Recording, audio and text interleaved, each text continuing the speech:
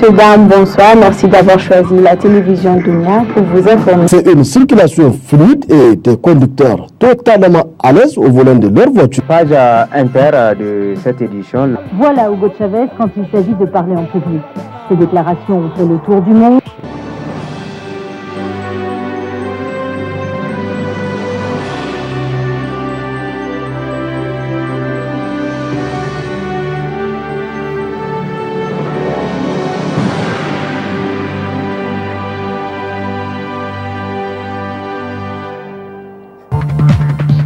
Installé depuis la chute de son père en 2011 à Niamey, le fils de l'ex-guide libyen Sadi Kadhafi a été remis ce matin aux mains des autorités de Tripoli. À suivre dans ce journal les raisons avec le ministre porte-parole du gouvernement qui est revenu sur la question.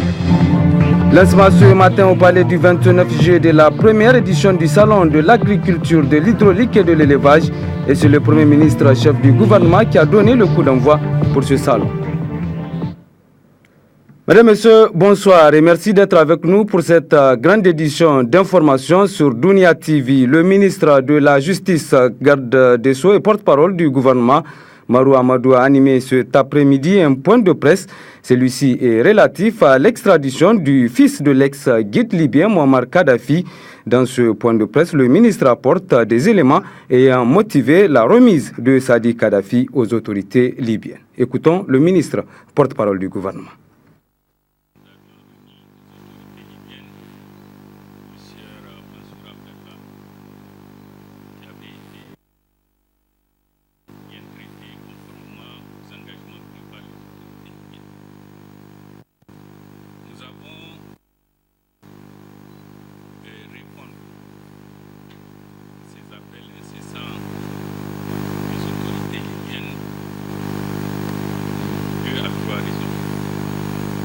Premièrement, parce que le contexte a bien changé depuis.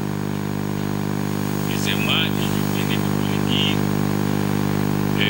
la remise de Abdellah Mansour qui fut bien reçue et nous avons pu le savoir de nous-mêmes. Et au regard de ce que vous rappelez cela également, les conditions pour lesquelles nous avions accueilli Sadi et les autres n'ont pas toujours été, hélas, respectées. Nous avions dit qu'on les recevait à titre de raisons humanitaires, ils n'avaient aucun statut. Vous savez, ils ne sont ni réfugiés, ni des exilés politiques, en tout cas qui est un statut légal. Et il faut dire que nous avons posé des conditions. Il fallait que nous autres, entre guillemets encombrants, puissent respecter un certain nombre de comportements. Nous ne l'avons pas toujours fait. On doit Sadi a pu même échapper à notre vigilance jusqu'à aller dans le sud libyen et revenir. Donc, je ne citerai pas de nom. Et cela est une position assez difficile pour le Niger, qui est un voisin de la Libye. On a déjà dit que la géographie demande la diplomatie. Et nous avions bien dit à nous autres que nous ne serions pas une source de préoccupation pour la Libye. À l'époque, on a bien qu'à remettre à ces gens qu'ils soient tués. Je pense que, au regard du label démocratique et républicain qu'affiche le régime actuel de Libye, c'est des risques qui, après l'émotion, ne sont pas, à notre avis, encourus. Et la communauté internationale est témoin de tout cela. Donc, pour tout dire, je voudrais donc confirmer que, effectivement, nous avions créé une détente entre deux pays frères et amis. Nous avons décidé de mettre fin à cette situation. Et tôt ou tard, va arriver. Parce que la vérité, il faut vous le dire, personne ne voulait. À un moment donné, et nous avions bien voulu que d'autres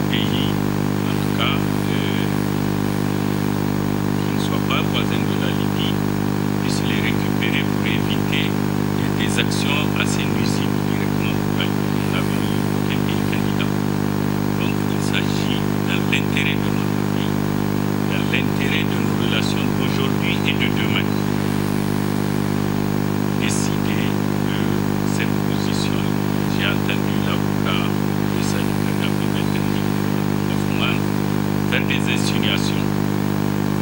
Je regrette, et il le sait, le gouvernement du Niger, totalement en phase avec les principes d'intégrité. Nous ne sommes pas ceux-là qui agissent pour des raisons crapuleuses, Vincent. Et peut-être bien que ce n'est pas que des tentations n'ont pas eu lieu. Donc, c'est seulement en tenant compte des intérêts supérieurs de notre pays que nous avons décidé de mettre fin à cette situation qui met en difficulté notre pays dans un contexte sécuritaire sahélien compliqué, où même nous tenons des discours sur le sud libyen, que les gens présents sur notre territoire continuent à vivre. Nous ne serons pas crédibles en continuant à rester dans cette posture.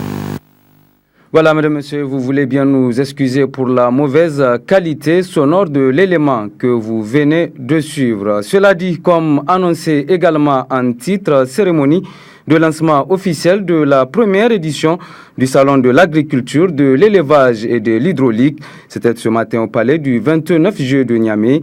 Une cérémonie placée sous le haut parrainage du président de la République et dont la cérémonie d'ouverture a été donc placée sous la présidence, autant pour moi, du Premier ministre, chef du gouvernement.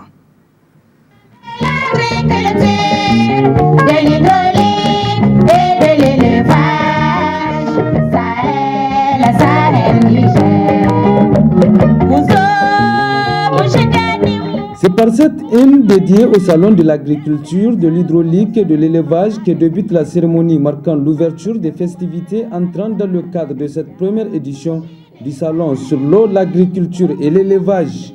Un salon parrainé par le chef de l'État et dont l'un des objectifs est la création d'un cadre de promotion de rencontres et d'échanges entre les différents acteurs et professionnels en vue de favoriser l'intégration régionale. Permettez-moi tout d'abord, au nom des populations de la région de Niamey et au mien propre, d'exprimer toute ma reconnaissance ainsi que mes sincères remerciements à leur Excellence, M. Issoufou Mahamadou, président de la République, chef de l'État, et M. Brigitte Raffini, Premier ministre, chef du gouvernement, pour l'attention toute particulière qu'ils attachent aux questions de développement du secteur rural et de sécurité alimentaire, dont la parfaite illustration est donnée à travers l'initiative 3N, les Nigériens nourrissent les Nigériens.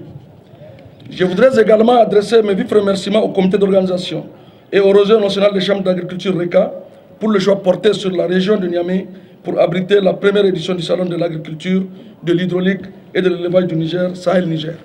Le RECA et l'ensemble des organisations de producteurs s'investissent depuis plusieurs années pour la première édition de ce salon, afin que cette rencontre soit un temps fort d'échange, de partage et de réflexion sur notre agriculture, notre hydraulique, notre élevage et notre environnement. Le Sahel 2014 sera la vitrine de la mise en œuvre de l'initiative 3N. Dans tous ces axes stratégiques, une initiative que la profession agricole soutient au regard des opportunités qu'elle offre aux différents maillots en amont et en aval de la production. L'autre objectif également poursuivi par l'organisation du présent salon reste notamment de faciliter aux acteurs l'accès à l'information, à la recherche et aux innovations mises au point dans le secteur de l'eau, de l'agriculture et celui de l'élevage. Pour le Premier ministre représentant le chef de l'État, la présente rencontre intervient à point nommé. Je note la pertinence du thème, à savoir innovation et équipement agricole pour booster la productivité agricole au Niger, thème sous lequel cette première édition du salon a été placée. C'est dire que votre forum est bien à propos.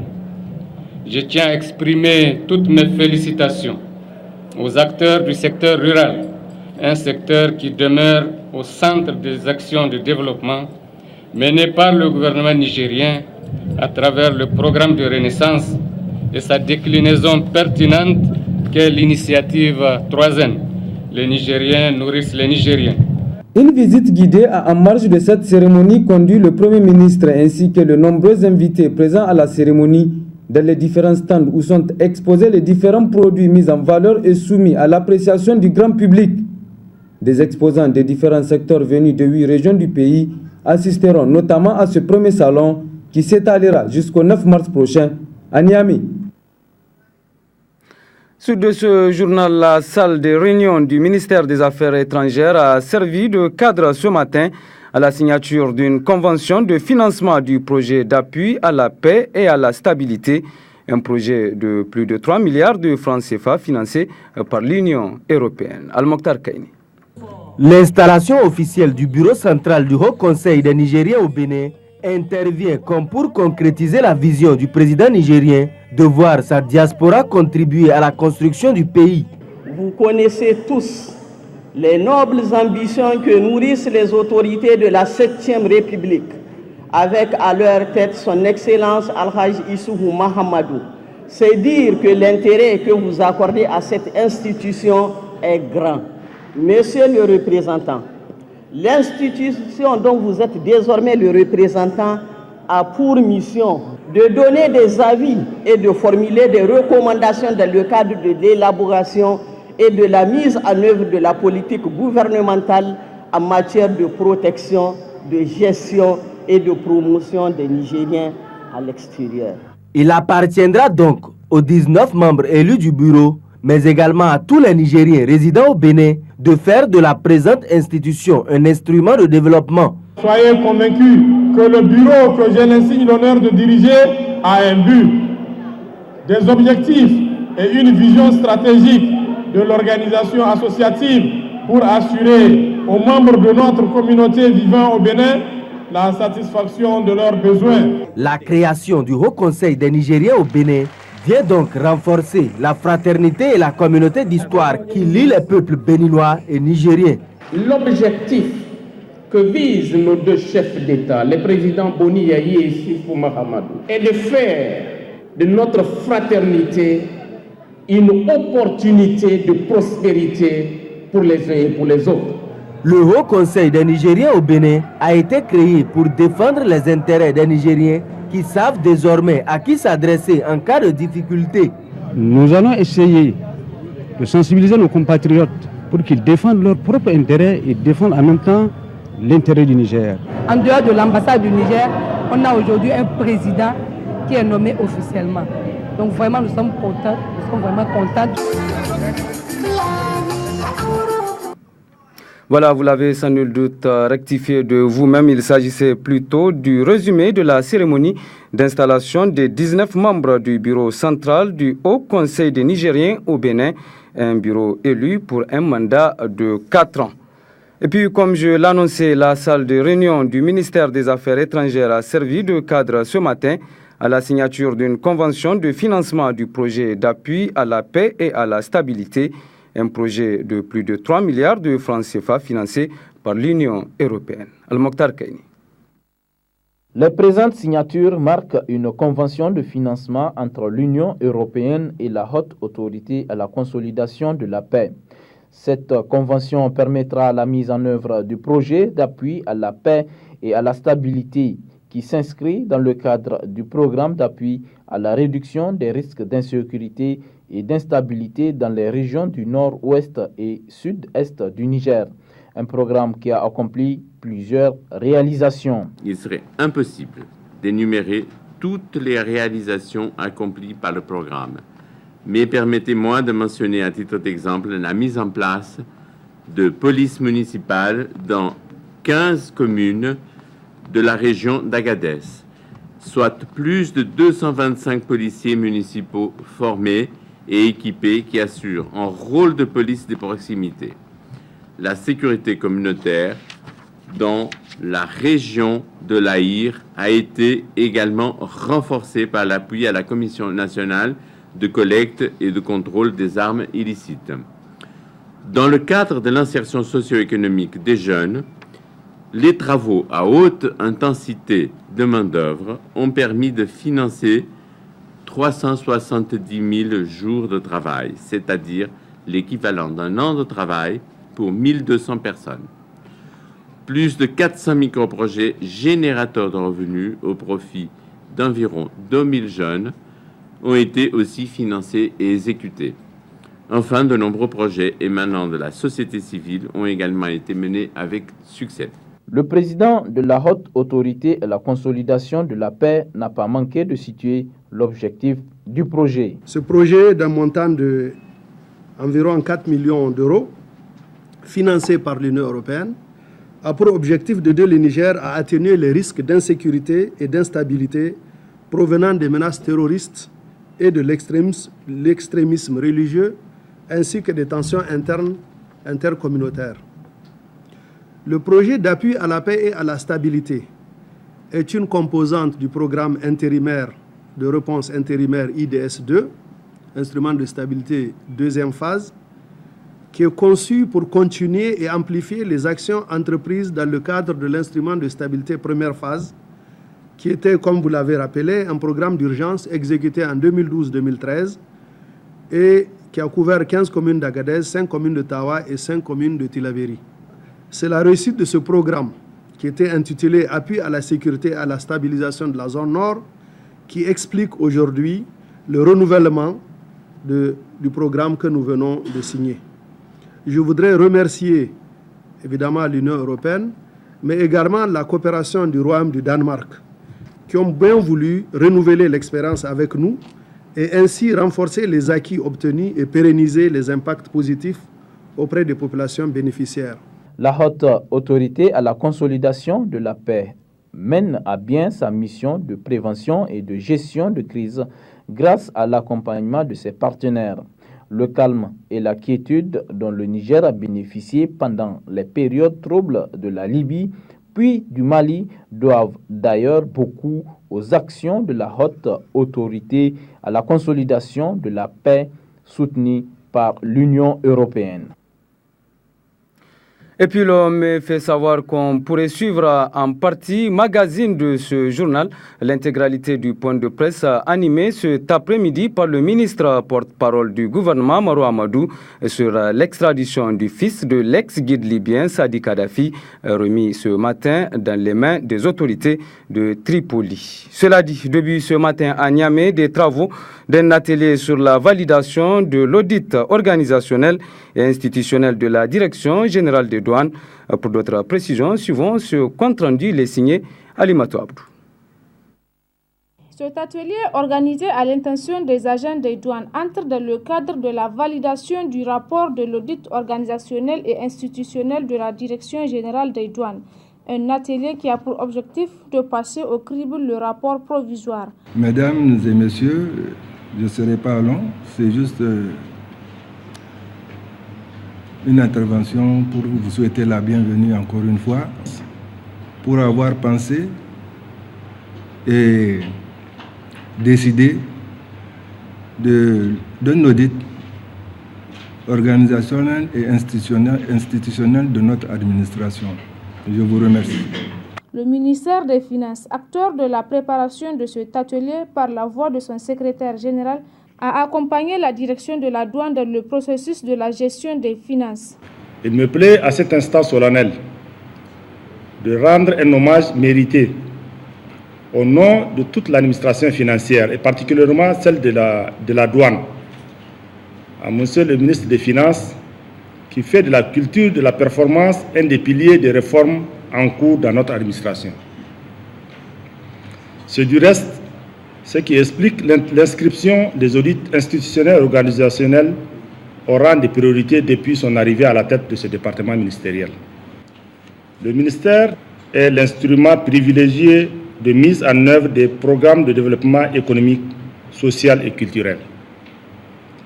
À ce titre, l'amélioration de l'efficacité de l'action gouvernementale et de la mise en œuvre des politiques sectorielles nécessite la modernisation de la gestion des finances publiques. C'est pourquoi des réformes ont été identifiées et programmées suite à la revue des dépenses publiques et de la responsabilité financière PEMFAR avec l'appui des partenaires multilatéraux et bilatéraux. Que le gouvernement s'est engagé dans un processus de modernisation de la gestion des finances publiques à travers l'application de nouvelles règles de gestion budgétaire, de systèmes de gestion administrative des structures et institutions publiques aux fins d'améliorer l'efficacité et la qualité de la dépense publique, conformément à la déclaration de politique générale du gouvernement DPG et aux résultats poursuivis dans le plan de développement économique et social PDS. Au terme d'une journée de travail, les participants à l'atelier vont sans nul doute adopter le rapport provisoire de l'audit organisationnel et institutionnel de la Direction générale des douanes, objet du présent atelier.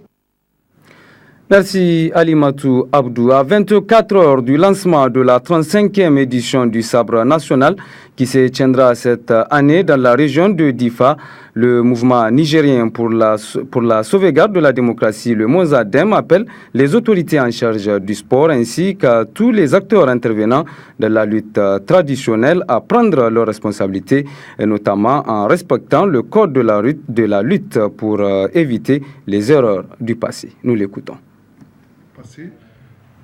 Toutes ces choses auxquelles Kounch avait aspiré étaient tombées à l'eau la dernière fois au dernier championnat de lutte traditionnelle qui a eu lieu à Niamey, le 34e championnat de lutte traditionnelle au regret des Nigériens.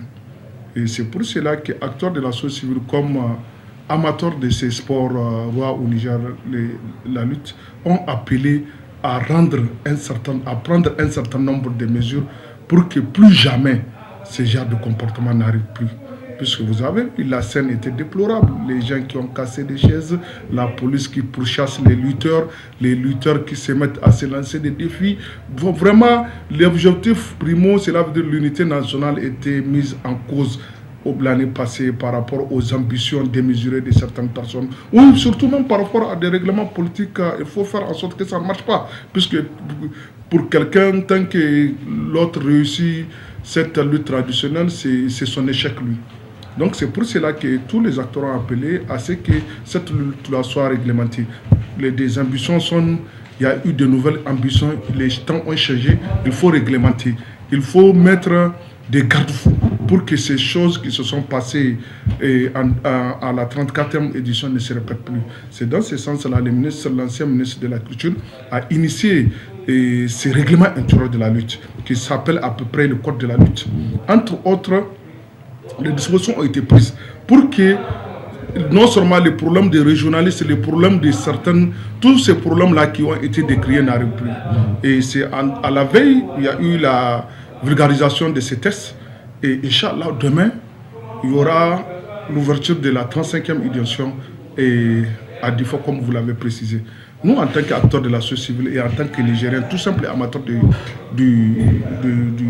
la lutte traditionnelle nigérienne, c'est d'appeler les autorités au premier niveau, d'abord les ministres du sport, à ce que toutes les décisions qui ont été prises dans le cadre de ces règlements intérieurs soient respectées. Puisque aujourd'hui, quel en est le problème? Il faut le dire clairement, ce qui était à la base du problème de l'année passée, c'est ça qui risque de s'apporter.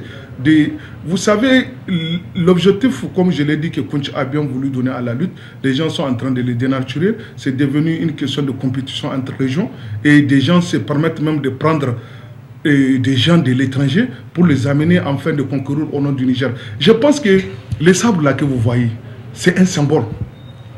On dit championnat national du Niger. National, c'est pour les nationaux.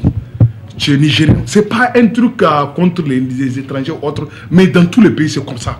Quand un championnat est organisé, on dit national, c'est pour les nationaux, ceux qui sont les Nigériens. Nigériens, on peut être Nigérien dans toutes les conditions. La loi établit les conditions pour être Nigérien. On n'a pas dit qu'il faut que tu sois Nigérien de telles choses, mais l'essentiel que vous soyez Nigérien. Dès que vous êtes Nigérien, vous êtes à même de concourir. Mais malheureusement, les gens, dans leur recherche effrénée de profit, se partent dans des pays de la sous-région pour prendre des lutteurs. Et ça, il faut arrêter. Ça a été à la base du problème de l'année passée. Et cette année, je pense qu'il y a eu des garde-fous qui ont été pris pour que tout celui qui n'est pas nigérien ne concourt pas à ces sabres. Parce que les sabres, là, en dehors de tout, c'est un truc, c'est un symbole. C'est le symbole de notre culture. Et Kounch, en faisant ça également, il voulait créer les conditions pour que la culture, notre culture, soit rayonnante. Aujourd'hui, même si on prend l'exemple du Niger, même si on est en matière de sport, on nous prend un exemple en ce qui concerne la lutte. Je pense que ça, c'est un symbole et les sabres-là constituent les plus grands symboles de cette lutte-là. Et les sabres ne peuvent pas être gardés. On ne peut pas prendre un étranger et lui donner les sabres nationaux. Il faut que ça soit gardé par un Nigérien, puisque c'est une fierté nigérienne. Donc, je pense que nous, c'est l'appel qu'on va lancer. Je pense que le règlement intérieur a été adopté il y a plus de 7, il y a plus de prétendants, est adopté et vulgarisé. Donc je pense que pour que la lutte là soit une lutte acceptable, il faut que les règlements intérieurs soient respectés dans toute sa plénitude et sans parti pris. Le syndicat national des travailleurs des eaux et forêts a animé ce matin un point de presse relatif à la situation de la ceinture verte de Niamey. La ceinture verte qui, comme on le sait, se trouve morcelée par des voraces de la terre. Un extrait de ce point de presse est avec le lieutenant-colonel Agali Zenou Moussa Ilet, secrétaire général du syndicat national des travailleurs des eaux et forêts. Nous allons rappeler à l'opinion nationale et internationale qu'à un moment donné, c'est la direction régionale de l'environnement de la communauté urbaine de Niamey qui avait à charge la surveillance et la protection de la ceinture verte. Et vous avez bien souvenance de plusieurs événements où c'est les enlèvements des bornes, la démolition des briques, la démolition des murs et des constructions. En 2012, une unité d'administration et d'aménagement de la ceinture verte a été créée et qui est dédiée spécifiquement à la gestion et à l'aménagement de la ceinture verte. Mais cette unité, s'il vous plaît, qui a deux divisions en son sein, une division aménagement et relations publiques, une division protection et surveillance. Si je ne m'abuse, l'ensemble de cette unité ne comprend pas plus de 4 personnes. 3 personnes. Le directeur et le chef de chacune des divisions, si je ne m'abuse. Comment est-ce qu'on peut créer une structure qui a à charge la gestion, l'administration, l'aménagement d'un espace aussi sensible que la ceinture verte et qu'on crée ce genre de conditions? Je vous laisse le soin d'analyser la situation et d'en tirer les leçons. Au niveau de notre structure, au niveau du ministère, nous avons une direction chargée de l'information, de la communication et des relations publiques.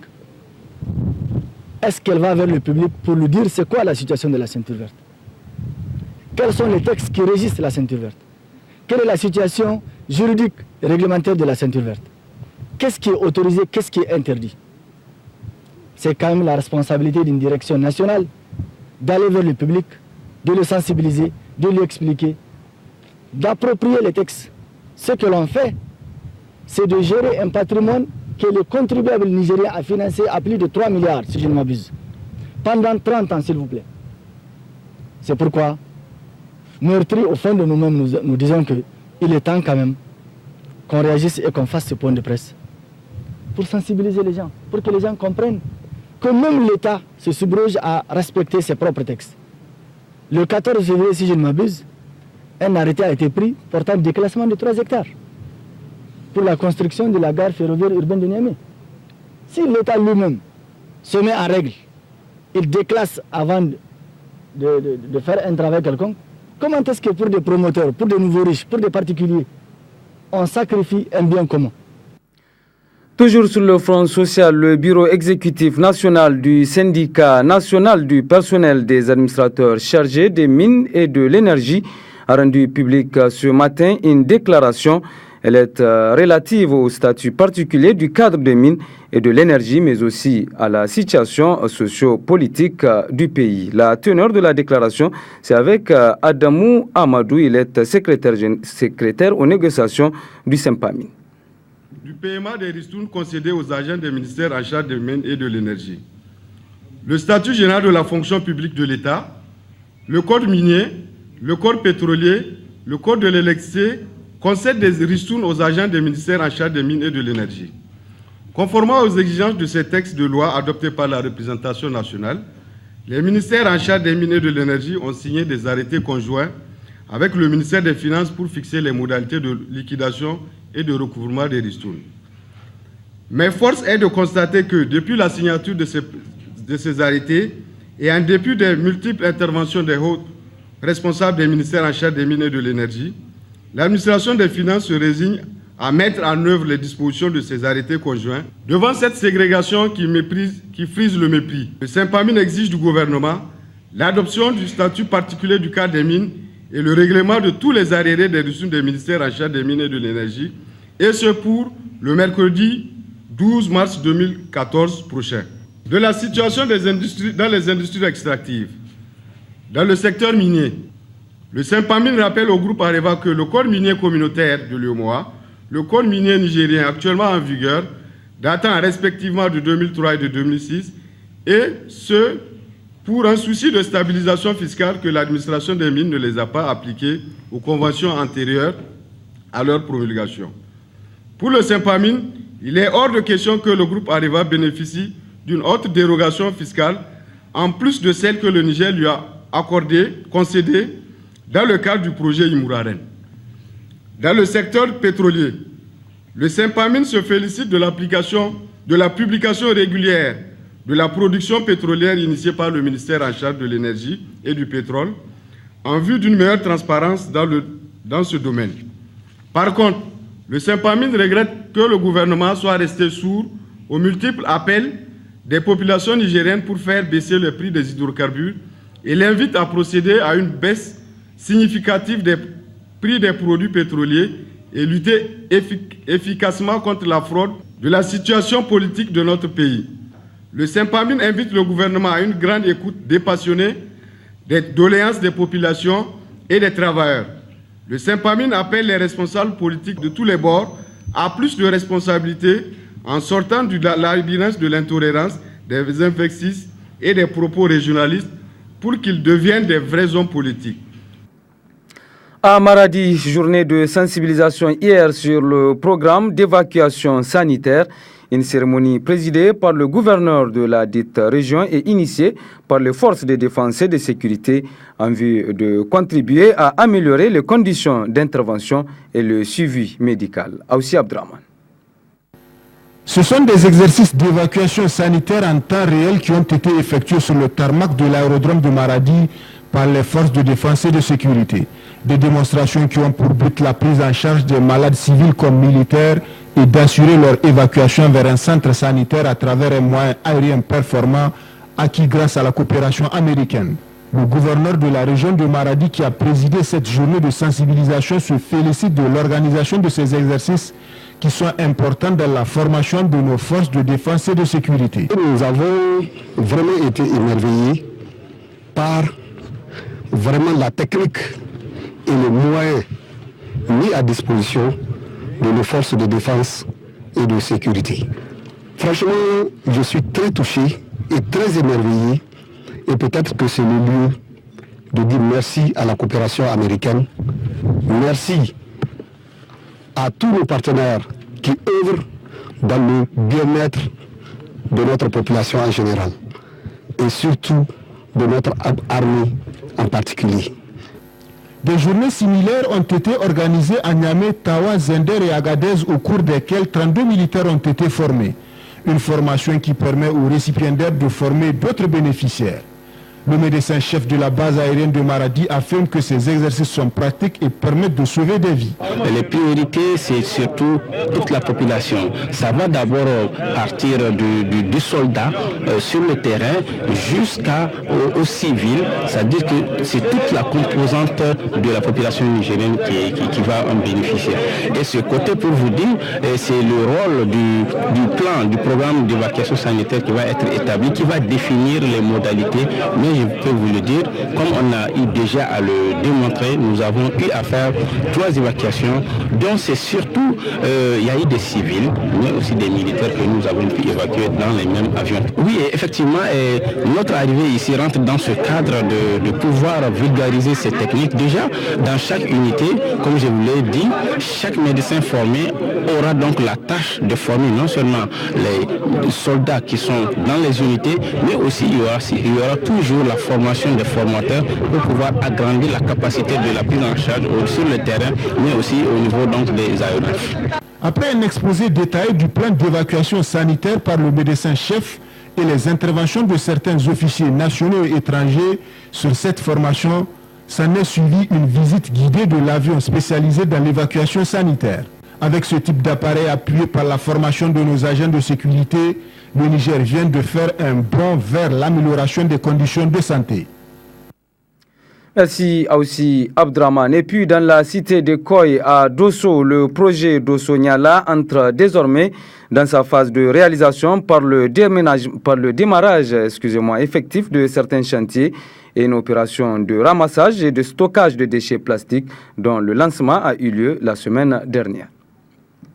Dosso Niala devient de jour en jour des actes et même un comportement pour le maire de la commune urbaine de Dosso ainsi que la population tout entière, ce que traduit ce lancement de l'opération ramassage et collecte des déchets plastiques dans toute la ville de Dosso par la dite commune urbaine.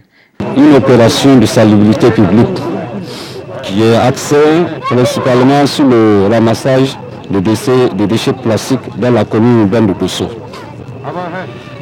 Avant de commencer, je tiens d'abord à remercier infiniment l'AMF, l'Agence internationale des maires francophones, qui a financé cette action jusqu'à la hauteur de 90%.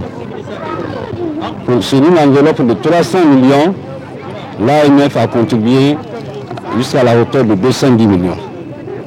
Ce projet est constitué d'un ensemble de sous-projets. Le premier sous-projet, c'est ce que nous sommes en train de faire aujourd'hui maintenant, c'est le ramassage de déchets plastiques dans la commune urbaine de Dosso.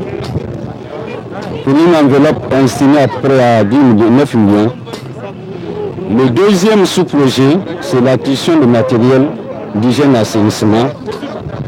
Pour une enveloppe estimée dans les 250 millions. Et le reste, on va faire de bonnes fontaines et de douches publiques un peu partout dans la ville de Dosso. Moyennant 500 francs CFA, pour le sac de 100 kg, ces déchets plastiques seront stockés en vue d'une transformation prochaine en pavés qui seront utilisés au retour de l'embellissement de la ville de Dosso. Deux agences de pèlerinage de la place viennent de recevoir un témoignage de satisfaction de la part du Haut Commissariat à l'organisation du Hajj et la Umrah pour leurs multiples efforts fournis lors de l'organisation de l'édition 2013 du Hajj, des agences qui félicitent par ailleurs leur encadreur pour la distinction. Taïro Amadou. Elles sont au total 8 agences de voyage réparties en 2 groupes. Celui de Darul Jannah et le groupe Nour Al-Huda à recevoir des témoignages de satisfaction et d'encouragement du Haut Commissariat à l'organisation du Hajj et de la Umrah. Cela témoigne ainsi des efforts fournis par ces agences pour la bonne organisation du Hajj. Le groupe Darul Jannah, composé d'agences de pèlerinage Mikat, Darul Hayr, et un deuxième groupe Nour Al-Huda, composé des agences Farilla, Ibadat, Al-Hilal, Nour Al-Nour. Remercions le commissariat à l'organisation de Hajj et de la Umrah pour nous avoir décerné les témoignages de satisfaction et d'encouragement pour avoir organisé le Hajj 2013 dans de bonnes conditions. Nos remerciements vont également à l'endroit de nos pèlerins qui ont respecté nos consignes disciplinaires et rendant un hommage mérité à nos encadreurs qui n'ont ménagé aucun effort dans l'accomplissement de leur mission. Cette occasion nous est offerte aussi pour présenter nos sincères remerciements à la compagnie Niger Sahel de Niger Airlines et à son directeur général Abdelaziz Larabou. Ces 2 groupes d'agences, Darul Jannah et Nour Al-Huda, remercient l'ensemble des encadreurs qui ont assuré la bonne marche du Hajj 2013 et leur demandent de redoubler d'efforts afin de mieux préparer le Hajj 2014.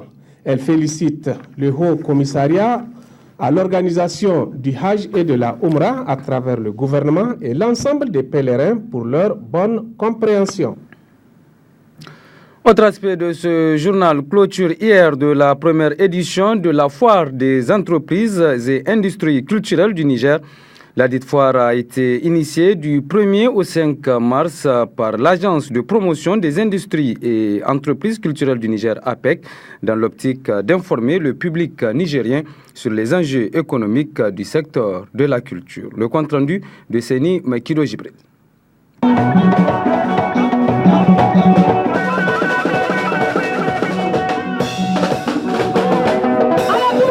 Cette manifestation marque l'heure de la clôture de la première édition de la foire des entreprises et industries culturelles du Niger, initiée du 1er au 5 mars par l'Agence de promotion des entreprises et industries culturelles du Niger, APEC.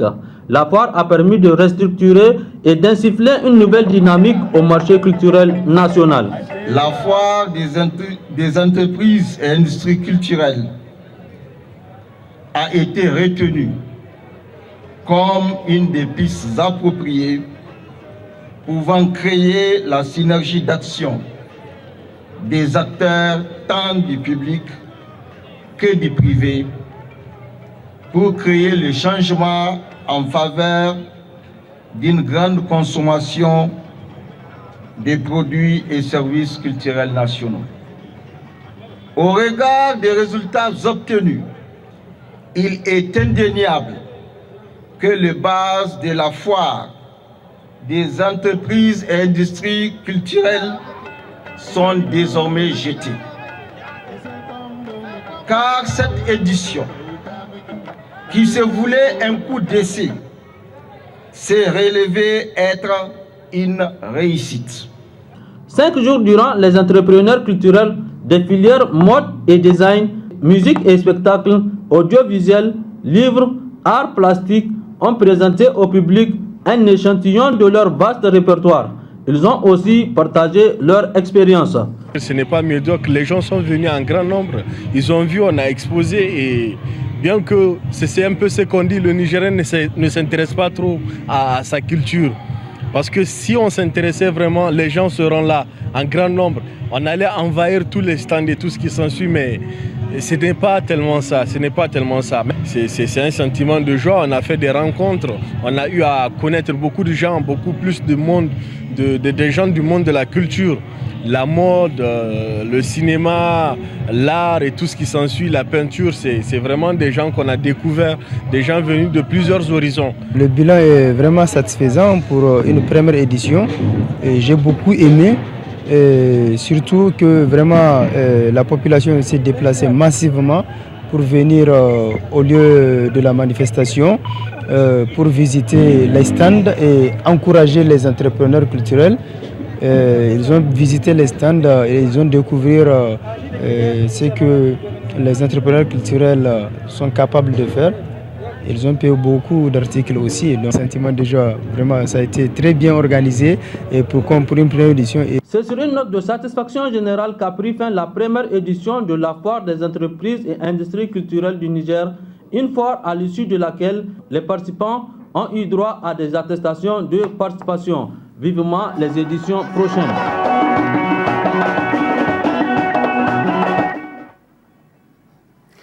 Fin hier après-midi à la Maison des Jeunes et de la Culture Diado Sékou de Niamey de la demi-finale des Jeux entrant dans le cadre de Academy Music Award Option Chorégraphie. La dite cérémonie s'est déroulée devant un public venu nombreux pour la circonstance. Murtala Zoum.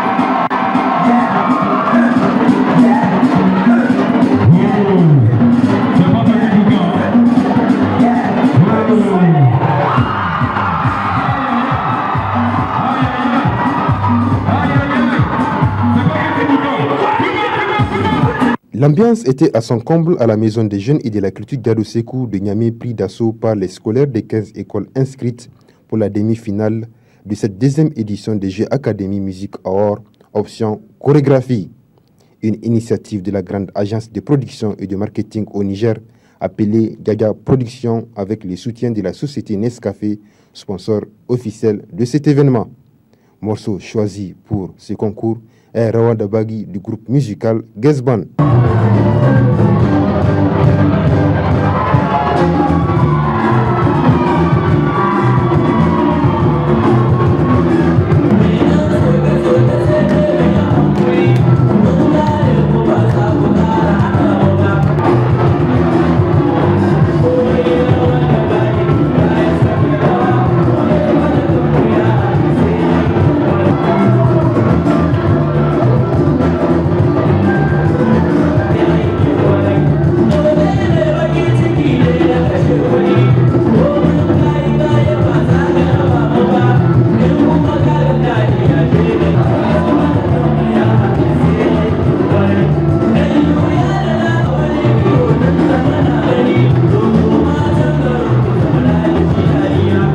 président du jury se dit satisfait des différentes prestations des candidats. Vous avez vu, le jury a du pain sur la planche, les élèves ont fait des recherches et c'est ça l'objectif de l'Académie Musique Award.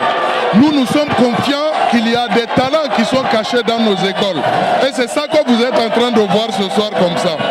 Donc ce que j'aimerais dire, c'est que les uns et les autres n'ont qu'à donner un coup de main à l'agence Djadia Production pour que les prochaines éditions soient vraiment l'apothéose.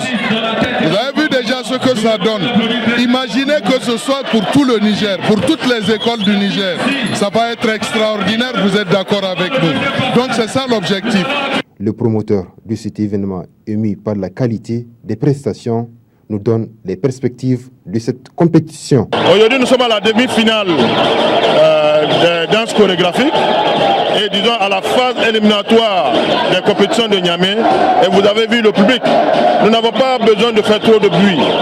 Mais je dirais tout simplement que Dieu merci et dire aussi merci à Nescafé, aux autres partenaires, la BOA, MSA et puis Orange Niger, qui sont en train de nous soutenir et dire que la finale c'est pour le 26 avril à l'Académie des Arts Martiaux de Niamey.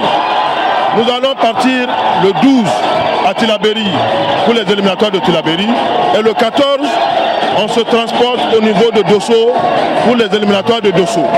Et je profite de cette occasion pour dire à la direction départementale de l'éducation de Tillabéri et de Dosso de s'apprêter et de faire vraiment une grande mobilisation pour que cet événement soit une réussite dans les différentes régions. À l'issue de cette demi-finale qui a mis aux prises 15 établissements de la place, 9 ont été retenus pour représenter la région de Niamey pour la finale prévue le 26 avril prochain à Niamey.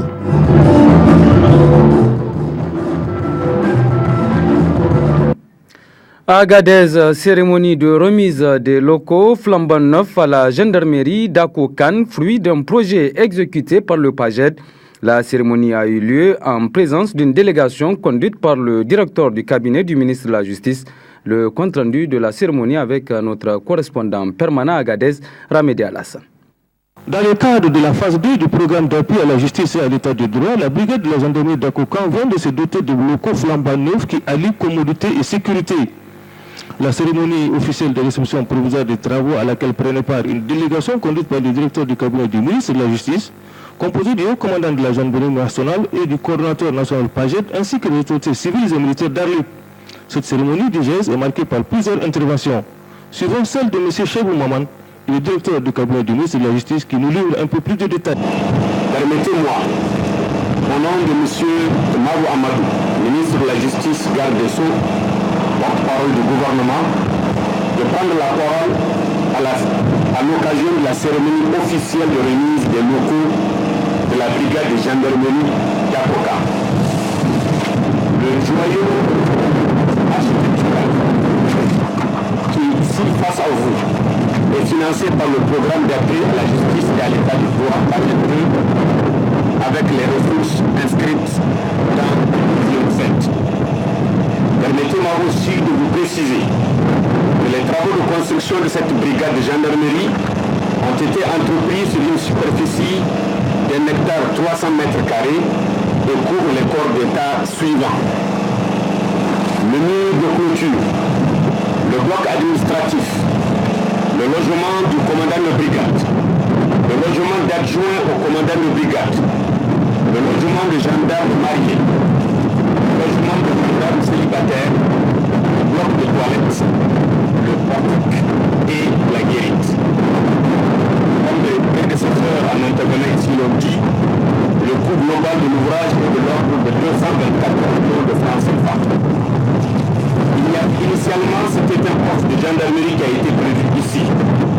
Mais au regard de la détérioration de la situation sécuritaire dans la zone nord, une chose qui s'est exprimée par l'enlèvement d'expatriés et des attaques terroristes, notamment à Arlit et à Agadez, et à la requête du service bénéficiaire, l'Union européenne a accepté non seulement de construire en lieu et place sur le poste de gendarmerie une brigade de gendarmerie à Akokan. Nous pensons franchement que cela participe d'une meilleure prise en compte des défis sécuritaires qui règnent dans l'immense espace sahélo-saharien en général et dans le nord de notre pays en particulier. Au terme d'une visite guidée des locaux, l'on note avec satisfaction une finition parfaite des travaux exécutés par la direction centrale du génie rural, ce qui, sans nul doute, ne manquerait pas de faire des envies. La salle des réunions de la Maison des jeunes et de la culture d'Agadez a abrité les travaux d'un atelier de formation destiné aux enseignants des écoles coraniques. L'ouverture du dit atelier était placée sous la présidence du secrétaire général de la mairie d'Agadez. Retrouvons le compte-rendu de Ramedé Alassane. Cet atelier de formation qui regroupe 24 participants, 17 hommes et 7 femmes de la commune d'Agadez, tous enseignants des écoles coraniques, est marqué par deux importantes interventions. Celle du secrétaire général de la mairie et celle du coordinateur du bureau régional du PDF de Agadez. L'objectif de cet atelier est de renforcer la stabilité et d'accroître la résilience des communautés à l'extrémisme violent. La formation locale des enseignants des écoles coraniques d'Agadez sera administrée par des enseignants formateurs ayant déjà été formés à cet effet du 8 au 12 décembre 2014 à Niamey. Ainsi, les 24 enseignants des écoles coraniques d'Agadez, sélectionnés de manière communautaire et participative, bénéficieront d'un renforcement des capacités par les PDF2 et recevront une formation locale. Ces enseignants joueront un rôle déterminant dans la formation des élèves des écoles coraniques, notamment sur les vertus civiques comme la paix, la tolérance, l'acceptation de la différence et le refus de la violence. C'est un corollaire que les enseignants dans les écoles coraniques sont en réalité à l'avant-garde de ceux qui œuvrent pour préserver la culture de la paix sociale au Niger. Le rôle assez important que les écoles coraniques jouent à travers ce qu'elles offrent en matière d'éducation morale basée sur les nobles valeurs islamiques et l'introduction des jeunes à leurs devoirs religieux et sociaux n'est plus à démontrer. Seulement, la nouvelle donne est consécutive à l'extrémisme violent que l'on enregistre ça et là dans certaines zones à militer davantage à la mise en œuvre de cette initiative compte tenu de la menace rampante du radicalisme religieux visant notamment les jeunes apprenants. Exécutée par PDF2 à travers l'USAID, cette formation vise à faire de l'enseignant une fois formé sur les vertus civiques et les stratégies de mitigation de l'extrémisme violent, contribuera à n'en point douter à l'atténuation des discours propagandistes hostiles au modernisme tel que celui diffusé par une certaine idéologie des partisans de cet extrémisme. Et puis sous le haut parrainage du sultan de Dosso, le club de judo Entente de la dite région a reçu à domicile le Kabring Kabra Judo Club de Niamey, une rencontre amicale qui a notamment eu lieu à la déventure du sultanat de Dosso. Pour couper court à la léthargie qu'a connu le sport en général de la commune urbaine de Dosso, le club de judo Entente de Dosso a reçu à domicile le Kabring Kabra Judo Club de Niamey sous la conduite de Maître Moussi pour un match amical sous le parrainage du sultan de Dosso, Zarmoko Medenda Seydou, qui a eu droit à des compétitions spectaculaires dans un climat de fraternité exemplaire. 10 compétitions ont été livrées, au cours desquelles les locaux se sont imposés par 9 victoires à 1. À la fin, ces deux clubs ont tenu à honorer le sultan, le maire de la commune urbaine de Dosso, et El Hadji Kotonti, un ancien judoka de Dosso, par des témoignages de satisfaction. Et puis, comme annoncé en partie magazine, le ministre de la Justice, garde des Sceaux et porte-parole du gouvernement, Marou Amadou, a animé cet après-midi un point de presse. Celui-ci est relatif à l'extradition du fils de l'ex-guide libyen Muammar Kadhafi. Dans ce point de presse, le ministre apporte des éléments ayant motivé la remise de Sadi Kadhafi aux autorités libyennes. Très bonne réception. Au revoir. Nous avions remis aux autorités libyennes le sieur Mansour Abdallah, qui avait été bien accueilli dans ce pays et bien traité conformément aux engagements pris par les autorités libyennes. Nous avons cru répondre à ces appels incessants des autorités libyennes pour 2 à 3 raisons. Premièrement, parce que le contexte a bien changé depuis. Deuxièmement, et je venais de vous le dire, la remise de Abdallah Mansour, qui fut bien reçue, et nous avons pu le savoir de lui-même. Et au regard de ce que vous vous rappelez cela également, les conditions pour lesquelles nous avions accueilli Sadi et les autres n'ont pas toujours été, hélas, respectées. Nous avions dit qu'on les recevait à titre de raison humanitaire. Ils n'avaient aucun statut, vous le savez. Ils ne sont ni réfugiés, ni des exilés politiques, en tout cas qui aient un statut légal. Et il faut dire que nous avons posé des conditions. Il fallait que nos hôtes, entre guillemets, encombrants, puissent respecter un certain nombre de comportements. Ils ne l'ont pas toujours fait. Je dois ouvrir une parenthèse pour dire qu'un des amis de Sadi a pu même échapper à notre vigilance jusqu'à aller dans le sud libyen et revenir. Donc, je ne citerai pas de nom. Et cela est une position assez difficile pour le Niger, qui est un voisin de la Libye.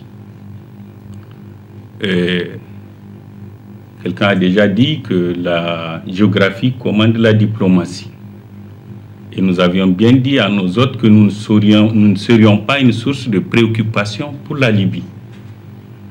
À l'époque, on craignait bien qu'en remettant ces gens, ils ne soient tués.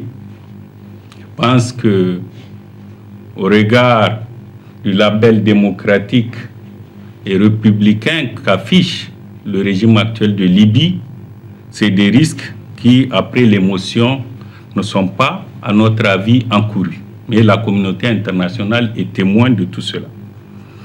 Donc, pour tout dire, je voudrais donc confirmer que, effectivement, nous avions, pour créer une détente entre deux pays frères et amis, nous avons décidé de mettre fin à cette situation qui, tôt ou tard, va arriver. Parce que la vérité, il faut vous le dire, personne ne voulait.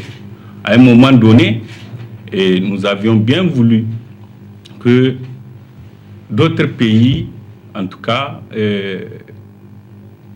qui ne soient pas voisins de la Libye, puissent les récupérer pour éviter des actions assez nuisibles directement pour la Libye. Nous n'avions eu aucun pays candidat. Donc, il s'agit, dans l'intérêt de notre pays, dans l'intérêt de nos relations d'aujourd'hui et de demain, décider de cette position-là. J'ai entendu l'avocat de Sadi Kadhafi, Maître Nick Kaufman, faire des insinuations. Je regrette, et il le sait, le gouvernement du Niger, totalement en phase avec les principes d'intégrité. Nous ne sommes pas ceux-là qui agissent pour des raisons crapuleuses, loin s'en faut. Et peut-être bien que ce n'est pas que des tentations n'ont pas eu lieu. Donc, c'est seulement en tenant compte des intérêts supérieurs de notre pays que nous avions décidé de mettre fin à cette situation qui met en difficulté notre pays dans un contexte sécuritaire sahélien compliqué où nous-mêmes nous tenons des discours sur le sud libyen que des gens présents sur notre territoire continuent à envenimer. Nous ne serons pas crédibles en continuant à rester dans cette posture.